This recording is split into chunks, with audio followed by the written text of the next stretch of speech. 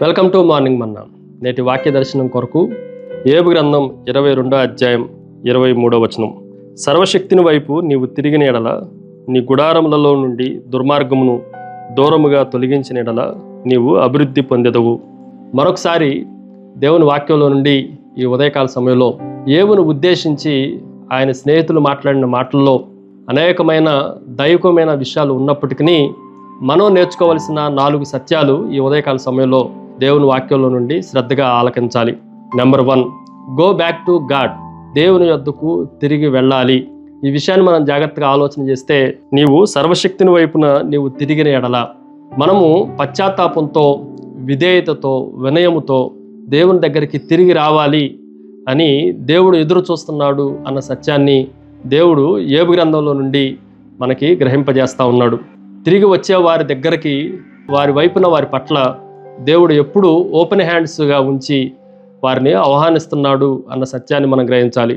లూకాసు వార్తలో తప్పిపోయిన కుమారుని మనం జాగ్రత్తగా ఆలోచన చేస్తే, తండ్రి దగ్గరికి తిరిగి వచ్చినప్పుడు అన్నిటినీ ఆయన మరలా పొందుకున్నాడు. అదే విధంగా మనము దేవుని దగ్గరికి తిరిగి వచ్చినప్పుడు మనకి కావలసిన వాటిలన్నిటినీ పొందుకొనటానికి అవకాశం ఉంది. 2వ విషయాన్ని మీకు జ్ఞాపకం చేస్తాను. Get away from sin. పాపము నుండి దూరముగా ఉండుడి.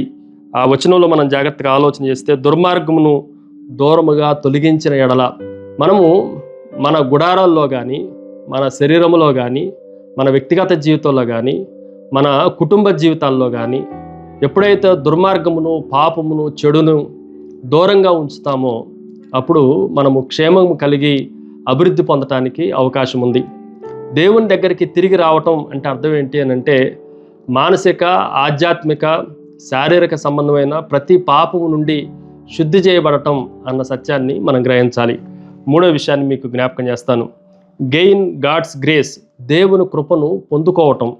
ఈ మాటను కూడా మనం జాగ్రత్తగా ఆలోచన చేస్తే, ఎప్పుడైతే దేవుని వైపు తిరిగామో, ఎప్పుడైతే పాపమును విడిచిపెట్టామో, పశ్చాత్తాపంతో ప్రభు దగ్గరకు వచ్చామో, వారిపైన దేవుడు అధికమైన కృపను కుమ్మరించేవాడుగా ఉన్నాడు. బెస్ట్ ఎగ్జాంపుల్ దావీదు జీవితం. భయంకరమైన పాపం చేసి ఆయన దగ్గర నుండి పాపమును విడిచిపెట్టి దేవుని దగ్గరకు వచ్చి పశ్చాత్తాప హృదయంతో ఎప్పుడైతే దేవుణ్ణి ఆశ్రయించాడో, దావీదు మీద చూపించినంత శాశ్వతమైన కృపను ఇంకెవరి మీద చూపించలేదేమో అన్నట్లుగా దేవుని వాక్యంలో మనకు కనిపిస్తూ ఉంది. దాని 4వ విషయాన్ని మీకు జ్ఞాపకం చేస్తాను. Grow in blessings. ఆశీర్వాదాల్లో ఎదగండి. ఆ వచనంలో మనం జాగ్రత్తగా ఆలోచన చేస్తే, తొలగించిన ఎడల నీవు అభివృద్ధి పొందెదవు. మనము దేవుని దగ్గరికి తిరిగి వచ్చినప్పుడు, దుర్మార్గతనంతటిని విడిచిపెట్టినప్పుడు, దేవుని సమీపములో దేవుని కృపచేత మనం కుమ్మరించబడినప్పుడు తిరిగి మహా అభివృద్ధి పొందడానికి అవకాశం ఉంది. తప్పిపోయిన కుమారుడు తండ్రి ఇంట్లోనికి ఎప్పుడైతే వచ్చాడో, కుమారుడుగా కావలసిన వాటిలన్నిటినీ, సమస్తాన్ని పొందుకున్నాడు. కూలివాడిగా ఎక్కడ ఎంపిక చేయబడలేదు. కాబట్టి దేవుని దగ్గరికి మనం ఎప్పుడైతే రాగలుగుతామో, దేవుడు మనల్ని అభివృద్ధి చేసేవాడుగా ఆయన వాగ్దానాన్ని మనకు అనుగ్రహిస్తూ ఉన్నాడు. ప్రార్థన.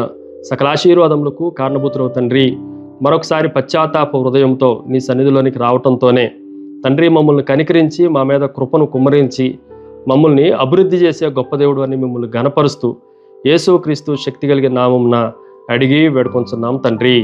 ఆమెన్. God bless you.